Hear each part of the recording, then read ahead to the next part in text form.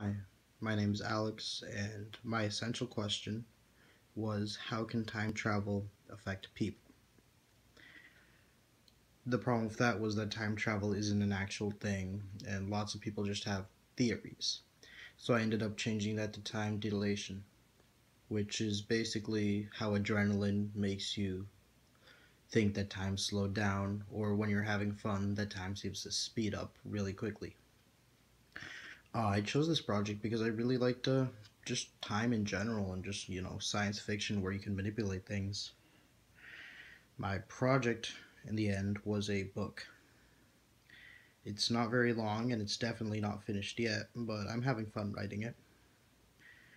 It's a short book, so far 6 chapters, each chapter about 1 to 2 pages long.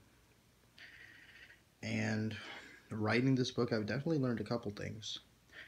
One is time management, and that's really just setting a timetable for myself and, sitting down, making sure I'm actually working. Because I'm going to be totally honest with you, I'm not very organized. I usually do things whenever I want, and if I hadn't set a timetable for myself, I would have never finished this book or even gotten past chapter 1.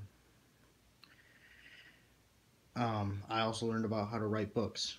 You can't have too much plot where the book ends up becoming monologues after monologues, and you can't have too much action and filler. You can't just keep describing buildings over and over again or have these awesome action scenes. It'll get boring after a while.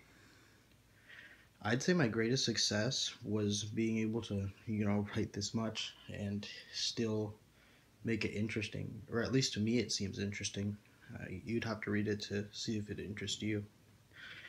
My greatest challenge is probably how much I got bored over and over again. I mean, after a while, there were times when I felt like I was writing too much. I got bored of it, and I ended up, giving up for different periods of time. Um, Frustrations were just myself. I was terribly inconsistent to actually sitting down to write unless I set myself a timetable. Another frustration was Google Docs. I mean, Google Docs is great and all, but it just doesn't have that sort of freedom in changing around fonts and all that as some editing software has. But Google Docs is reliable and you can have it anywhere, so that's pretty much the only reason I used it. I could use it on my phone, my computer, and just the accessibility is what's nice about it. In the end, the message I want to share with anybody who wants to do Genius Hour, just choose a topic you really want to do, something that you're really going to have fun with. While I said I was bored, there were also definitely some times that when I was writing, I was having lots of fun, shaping my own world, my own environment, and changing what I wanted from it. And, if you're going to start a Genius Hour project, which you probably will eventually, just definitely choose something you want to do. Don't just constrain yourself just because you want a good grade. Have fun with it.